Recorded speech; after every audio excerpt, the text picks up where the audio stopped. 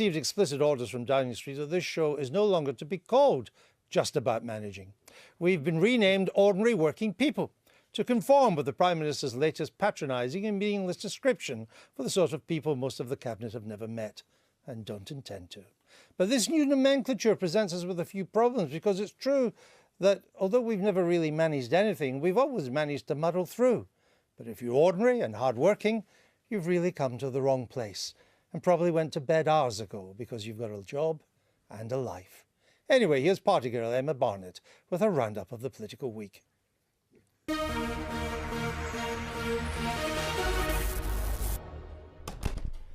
Andrew has put me in charge of organising the This Week by-election party, and they've chosen a theme.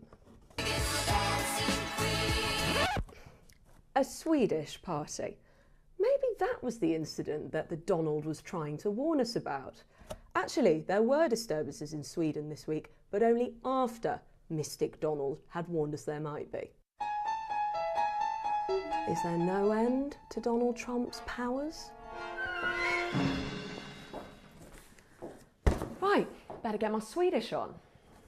The Scandi thing is only about 10 years out of date, which is pretty good for this week. Friday night and the lights are low. Looking out for a place to go. Where they play the right music, getting in the swing. It's a good thing we're using Alan's bedsit, because there's no way Michael's neighbours would be okay with this plan. The political week began with more fallout over false claims on UKIP leader Paul Nuttall's website that he'd lost a friend in the Hillsborough tragedy. 2 UKIP officials resigned, and the whole row overshadowed the campaigning in the final days of the by-election in Stoke and in Copeland. He has apologised for it, but he should come to the City of Liverpool, maybe go on Roger Phillips and say, listen, I'm sorry for that error. Paul Nuttall defended himself, saying, at least I didn't say anything racist. Phew. Well done, Paul. Again, I want to put this in perspective, right? I didn't check something which went up on my website. It's not as if I've taken illegally from the public purse. It's not as if I've said something racist. It's not as if I've sent people to war.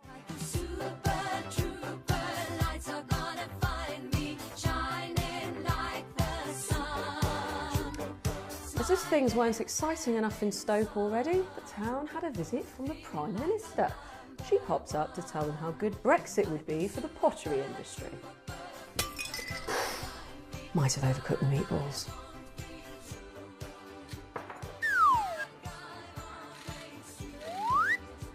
That reminds me, the This Week party guest list is very strict. No unwanted drop-ins, right? MPs in the Commons debated their own unwelcome visitor this week, President Donald Trump. The debate won't affect the state visit, of course, but MPs couldn't resist the opportunity to sound off, all for the good of democracy, of course. He shouldn't be accorded the rare privilege of a state visit. Only 2 presidents of the United States have been granted a state visit since 1952. I do respect the fact that he stood on a platform which he is now delivering. He is going to go down in history as being roundly condemned for being the only politician to deliver on his promises. There will be smiles all round in the Kremlin if we follow this petition, because the one thing they want in the Kremlin above all else is to divide the West.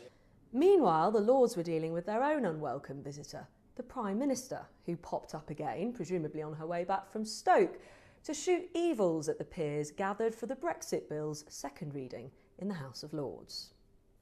The vote was never in doubt, but 187 peers still had their say. When the British people have spoken, you do what they command. Either you believe in democracy or you don't. Any people who retreat into, we're going to come back for a second one, they don't believe in democracy. My Lords, I believe in democracy, and I believe that we should proceed rapidly with this bill without amendment. If the decision to leave were to result in more serious focus on these challenges and smarter, better thought-out policies, then it might allow for some positives of the EU departure than otherwise might not have occurred, or might have not have occurred. There is, as of yet, no real evidence to support such an optimistic hope, but one lives in hope. Despite the marathon debate, the Lords passed the bill without any amendments. But there was a stark reminder from the European Union that trouble lies ahead for the government. Former EU President Herman Van Rompuy reminded us that Britain is isolated and lacking friends. Good luck with that trade deal, Mrs May. Might not be needing as many of these after all. Britain lost friends in the last years and months. The Conservatives left the EPP group in the European Parliament, which is a mistake. The new member states are upset by anti-migration sentiments and proposals. French presidential candidate Emmanuel Macron struck a similarly unfriendly note this week during a visit to Downing Street. He wants to lure all British skilled workers to France post-Brexit. We won't have any guests left at this rate for this Swedish party. I was very happy to see that some academics and researchers in UK, because of the Brexit, would consider to come to France precisely to work. It will be part of my program to be attractive for these talented people. Oh, no Swedish party would be complete without a sauna. Costs a fortune in hot water, but Michael loves it. Jeremy Corbyn turned up the heat on Theresa May this week at Prime Minister's questions all over the NHS. The legacy of her government will be blighting our NHS for decades. Fewer hospitals, fewer A&E departments, fewer nurses and fewer people getting the care they need. We need a government that puts the NHS first and will invest in our NHS. But May steamed back without breaking a sweat, with rabble-rousing lines about economic competence.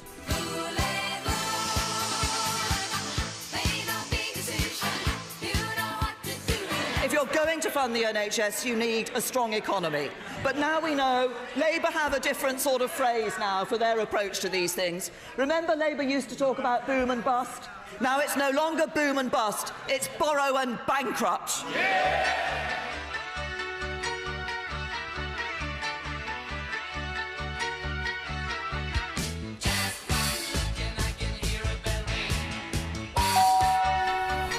Somebody's come early. But I guess I do need some help with building this furniture. Good evening, Prime Minister. Gosh, you do get around. Take those shoes off. You better come in. Yippee!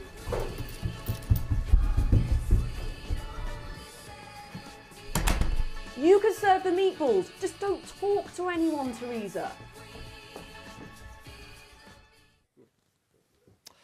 And we're joined now by the, quote, lovely Miranda Green and by David Curtin from UKIP. Welcome to both of you. Is the Lords going to prove powerless over Brexit in the end? I get the impression they're very nervous about being seen to block A, the House of Commons, and B, the referendum.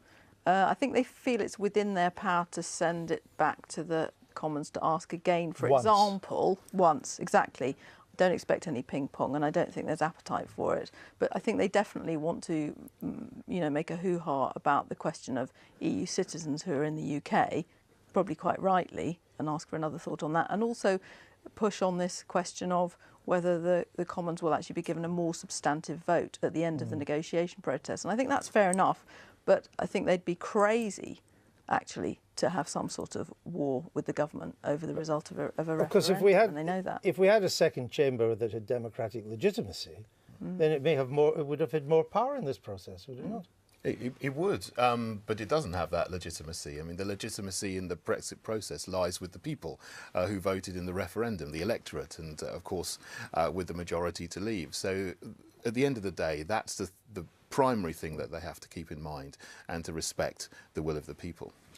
Michael, if the EU, as some are saying it will, insists on Britain agreeing that it has to pay a massive, or agree to pay a massive divorce bill before negotiating any future EU-UK relationship, could that actually just scupper the talks?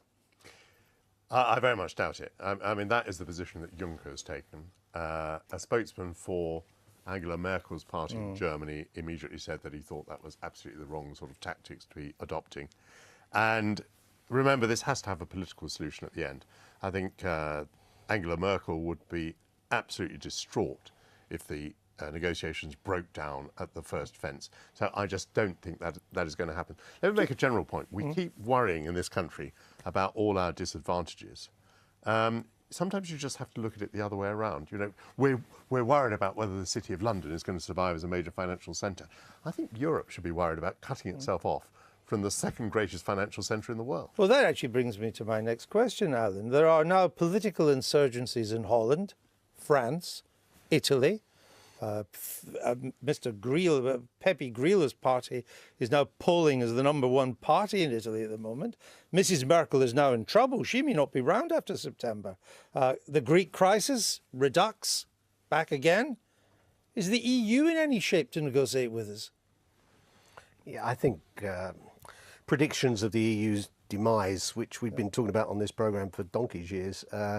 I didn't say demise. I simply said, well, is it in any any shape to negotiate? Yes. I mean, actually, they're growing at a greater rate than America at the moment. Are they in a fit state to negotiate yet? What hasn't happened, which many on the Brexit side predicted, is that Britain would lead many other countries that were... I mean, on all the people you mentioned, none of them are saying come out of Europe. In Italy, it's about the euro. In France, it's about the euro. No, Le Pen wants from Le Pen wants to have a referendum. From Le Pen, she does want to have a referendum. That's right. So does Geert Wilders.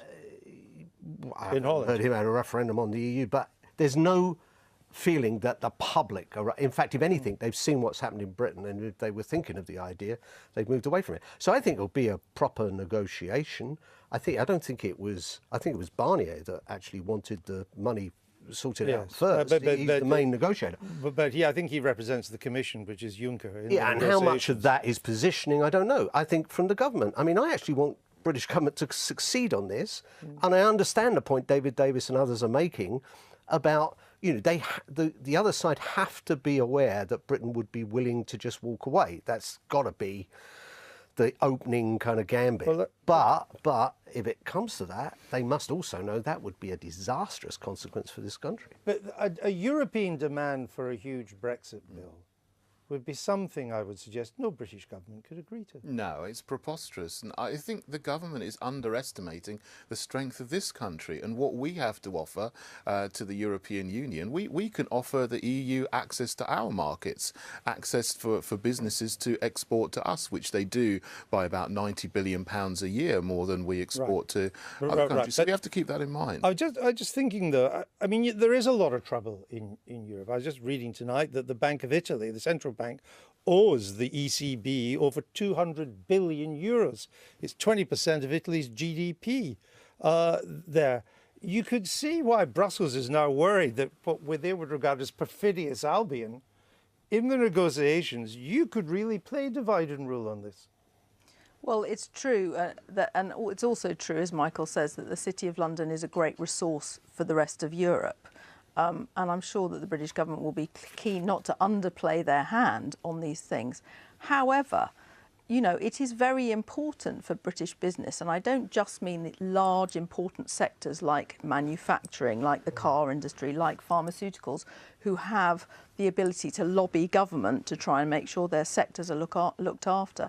Lots and lots of businesses in this country, small businesses, other sectors which are never discussed in the context of Brexit that are very important to us, creative industries, they hugely rely on their relationships with Europe and on things like the free movement of people. So it's very, very important that we don't hobble our economy during this process. And I completely understand the point of let's be optimistic. And you know, let's play a strong hand as the UK, but we must also be realistic about the potential damage to the economy from Brexit. Right.